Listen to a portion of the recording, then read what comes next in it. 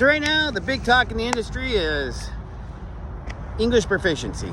Now, I haven't had a new CDL license since the 90s, and back then no one cared. But the discussion is political. Now, English proficiency is important, and we should do something about it, because you need to be able to read the signs. Bare minimum. Safe is safe. Doesn't matter what side of the political spectrum you're on. But also, I want people to stop and think. I'm just going to tell you my experience. I got my CDL in Colorado. No one cared. Since then, I've had a CDL in California, Oregon, Nevada, Indiana, Louisiana, Florida, and Tennessee. Of those, the grossest was Louisiana. They only cared about the money. They didn't care if I spoke English. They didn't care if I was a citizen. They didn't care anything. Give them money, they gave me a license. Tennessee was the hardest. They wanted me to prove I was a resident 6 ways from Tuesday. I had a friend go in with a mortgage, and they said, that's not proof of residency. Apparently, buying a house doesn't prove you live there. I had birth certificate, social security card, passport, a lease, and mail, and utilities, and they still told me no twice. And everywhere, very much in between, was just give us money and we give you a license. Now, those weren't new licenses. Those were just transfers from out of state. So it is different. I have no clue what's going on in any other state with new licenses. I don't know, because I don't have a new license. But I have been seeing a lot of information out there that I know is wrong. It's not a simple solution.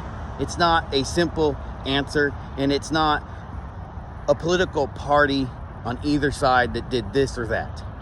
There's 50 states, there's 50 different rules, there's 1,000 different reasons things were done.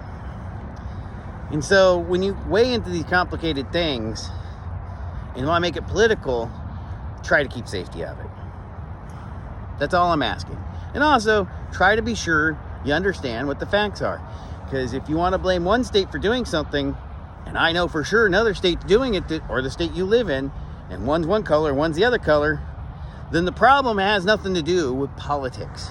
It has to do with the system. And we do have a really screwed up system. We have a book this full of regs that the federal government puts out that the states mostly adopt, but not necessarily. Every state's their own little fiefdom, and the federal government doesn't have any control. It's complicated. And now to throw people under the bus who did it legitimately because the rules are so complicated, and then complain that, you get a bad inspection because the rules are so fucking complicated. Let's try to be honest actors, and let's try to respect each other and have these conversations. I just wanted to tell you my experience, because my experience says this has nothing to do with political parties. When I was in Florida, I had to ask twice to get an English exam for my CDL test that I had to take. And in California, they only handed me English, but I'm sure I could have requested Spanish. I don't know. The point is it's not a one-party problem.